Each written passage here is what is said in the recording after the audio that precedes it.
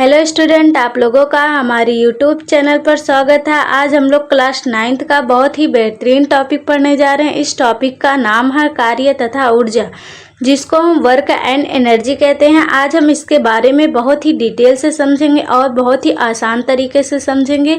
अब हम लोग वीडियो स्टार्ट करते हैं। सबसे पहले हम लोग जानेंगे कार्य किसे कहते हैं, वर्क किसे कहते हैं। हम उन सभी क्रियाओं को जिसमें बल लगने से वस्तु की स्थिति में परिवर्तन हो। मतलब कोई भी वस्तु हो, यदि उस पर बल लगाया जाए, यदि वो स्थिति मतलब वहाँ रखा गया है, उस पर बल लगाया गया है, तो उसमें परिवर्तन तो होगा ना, अर्थात वस्तु विस्थापित हो जाता है तो कार्य कहलाता है। कोई वस्तु को यदि हम वहाँ स्थिति अवस्था में है, उस पर कोई कार्य कर मतलब उस पर हम लोग कोई कार्य कर रहे हैं तो उसमें कोई परिवर्तन हो रहा है ना, तो उसे हम क्या कहेंगे, कार्य कहेंगे। क्या कहेंगे, कार्य कहेंगे। एक बार फिर से देख लेते हैं। हम उन सभी क्रियाओं को जिनमें बल लगने से वस्तु की स्थिति में परिवर्तन हो जाता है, अर्थात वस्तु विस्थापित हो जाता है, कार्य कहलाता है। क्या कहलाता है, कार्य कहलाता है। जैसे बोझा उठाना, साइकिल चलाना, नाव खींचना, घास काटना इत्यादि, ये सब क्या है, कार्य कर रहे हैं। मतलब जैसे बोझा उठाना, बोझा क्या है, एक स्थितिज अवस्था में उसे हम लोग उठाकर सिर पर रख रहे हैं ना, तो इसमें कोई कार्य हो रहा है ना, तो इसको हम लोग क्या कहेंगे, कार्य कहेंगे। क्या कहेंगे, कार्य कहेंगे। अब हम लोग कार्य का सूत्र देख लेते हैं। कार्य इक्वल टू होता क्या है, कार्य इक्वल टू होता है बल गुणे विस्थापन, जिसको हम W इक्वल टू F गुणे S, मतलब F जो बल है इसको F से डिनोट करते हैं, विस्थापन को S से डिनोट करते हैं। तो क्या हो जाएगा, W equal to F into S। तो इसका मात्रक क्या होगा, जूल होगा। कार्य का मात्रक क्या होता है, जूल होता है। अब हम लोग जानेंगे ऊर्जा किसे कहते हैं। क्या कहते हैं, ऊर्जा किसे कहते हैं। किसी वस्तु की कार्य करने की क्षमता को उस वस्तु की ऊर्जा कहलाती है। मतलब कोई भी हम लोग कार्य करते हैं, कोई भी यदि कार्य करते हैं तो उसमें क्या लगती है, हमारी ऊर्जा लगती है। यदि हमारे शरीर में ऊर्जा ना हो तो हम उस कार्य को नहीं कर सकते।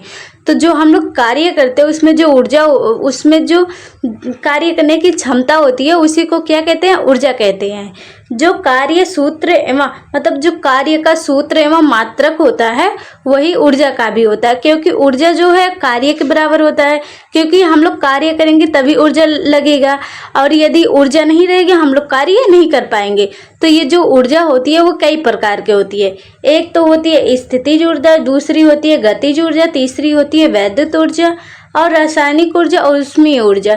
ये सब इतने प्रकार के होते हैं, बहुत प्रकार के होते होंगे, पर जो महत्वपूर्ण है वही मैं आप लोगों को बता रही हूँ, क्योंकि आप लोग जो इम्पोर्टेंट है वही पढ़ोगे तो ज़्यादा अच्छा रहेगा।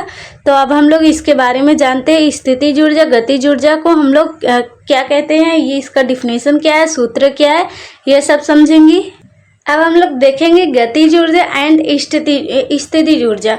तो गतिज ऊर्जा किसे कहते हैं, प्रत्येक गतिज ऊर्जा मतलब आप लोग जान ही रहे हो, जो गति करने में कार्य किया जाता है उसको हम गतिज ऊर्जा कहते हैं। जैसे देख लो, प्रत्येक गतिशील वस्तु में उनकी गति के कारण कार्य करने की क्षमता उसके वस्तु की गतिज ऊर्जा कहलाती है। मतलब जो गति कर रहा है उसके गति के कारण कार्य करने की क्षमता जो होती है उसी को क्या कहते हैं, गतिज ऊर्जा कहते हैं।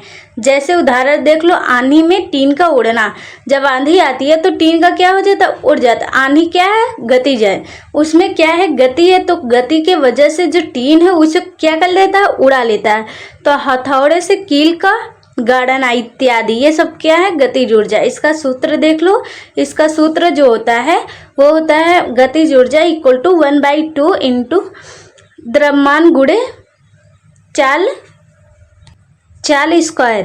तो देख लो, गतिज ऊर्जा इक्वल टू 1/2 गुणे द्रव्यमान गुणे वेग स्क्वायर, चाल स्क्वायर।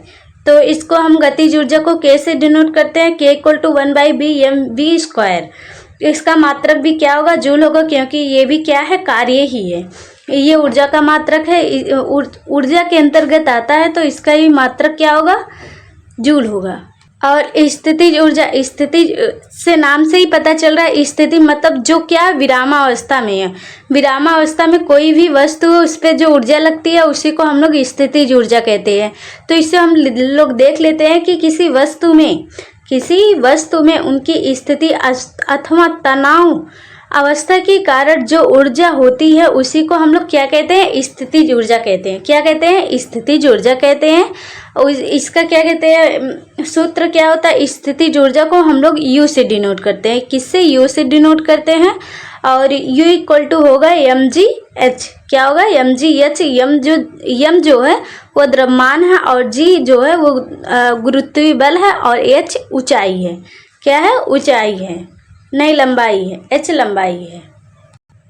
अब हम लोग सामर्थ्य या शक्ति जिसको हम पावर कहते हैं, इसके बाद इसको जान लेते हैं। ये क्या होता है, किसी कर्तव्य के कार्य करने की दर को, किसी कर्तव्य के कार्य करने की दर को उसकी सामर्थ्य या शक्ति कहते हैं। तो इसका मात्रक क्या होता है, सामर्थ्य इक्वल टू कार्य बाई समय।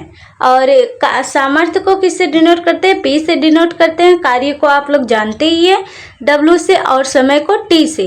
तो इसका मात्रक क्या होगा, इसका W का मात्रक होता है जूल और T का मात्रक होता है सेकेंड। तो जूल प्रति सेकेंड, इसको मिलाकर वाट। ये सामर्थ्य का मतलब जो शक्ति होता है उसका मात्रक क्या होगा, वाट होगा, या कार्य अरे जूल बाई सेकेंड होगा।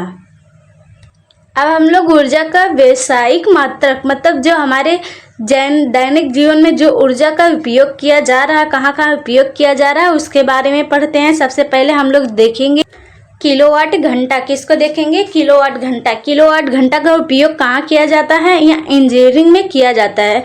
जो किलोवाट घंटा होता है उसे जो हमारे घर में लाइट वगैरह होते हैं, ये सबको मापने में किया जाता है। तो हम लोग यह ऊर्जा का सबसे बड़ा मात्रक है। क्या है, ऊर्जा का सबसे बड़ा मात्रक है। और ऊर्जा का मात्रक जूल होता है और सामर्थ्य का जो होता है वाट होता है, यह किलोवाट होता है। तो 1 किलोवाट में कितना होता है, 1 किलोवाट में 1000 जूल होता है। क्या होता है, एक किलोवाट में, यदि हम किलोवाट को जूल में चेंज करते हैं तो 1 किलोवाट में 1000 जूल प्रति सेकंड होता है के बराबर होता है। तो जो इंजीनियरिंग में काम आते हैं, ये जो किलोवाट घंटा होता है वो इंजीनियरिंग में काम आता है। इसे हम किलोवाट घंटा कहते हैं, जिसको हम यदि हम शॉर्ट फॉर्म में जाने तो KWH कहते हैं। क्या, KWH, के से क्या होगा, किलो, और W से वाट, और H से घंटा, मतलब किलोवाट हाउस घंटा। इसी को हम लोग किलोवाट घंटा कहते हैं। और इसका 1 किलोवाट घंटे में कितना होता है, कितना जूल होता है, तो 3.6 गुणे 10 की पावर 6 जूल होता है। कितना होता है, 3.6 गुणे 10 की पावर 6 जूल होता है। अब हम लोग सामर्थ्य एवं वेग में संबंध देखेंगे। क्या देखेंगे, सामर्थ्य एवं वेग में संबंध कैसे इसका संबंध बैठता है। तो जैसे देखो, कार्य का सूत्र क्या होता है, कार्य का सूत्र आप लोग कमेंट सेक्शन में बताओ, कार्य का सूत्र क्या होता है। अभी को आप लोगों को मैं बताई हुई हूँ, आप लोग इतना जल्दी भूल जाते हो। तो कार्य का जो सूत्र होता है वो होता है W equal to F into S होता है। क्या होता है, W equal to F into एस। और शक्ति का जो होता है P equal to W by T होता है। क्या होता है, P इक्वल टू कार्य बाई समय होता है। तो जो W होता है, W का मान हम लोग कार्य का रख देंगे वही F into S by T. तो क्या हो जाएगा, F into S by T. यदि हम लोग P को इधर कर दें और जो F है, F इक्वल टू क्या हो जाएगा, F इधर हो जाएगा तो क्या हो जाएगा, भागे हो जाएगा, equal to S by T हो जाएगा। क्या हो जाएगा, S बाई टी हो जाएगा। S बाई टी जो होता है वो जो होता है, ये देखो P equal to F into V होता है। P इक्वल टू जो होता है संवेग इक्वल टू बल गुणे वेग होता है। क्या होता है, बल गुणे वेग होता है। तो वेग इक्वल टू क्या होगा, वेग इक्वल टू होगा विस्थापन बाई समय अंतराल। क्या होगा, समय अंतराल। तो इसका निष्कर्ष यही निकल कर आया, सामर्थ्य एवं वेग में जो संबंध निकल कर आए यही निकल कर आए। क्या निकल कर आए, यही P equal to F into V. क्या निकल कर आया है, P = F/V। यदि आप लोगों को ये नहीं समझ में आया होगा तो आप लोग एक दफ़ा वीडियो फिर से देखिएगा, और यदि फिर ना समझ में आए तो कमेंट कीजिएगा, मैं आप लोगों को फिर से बता दूंगी।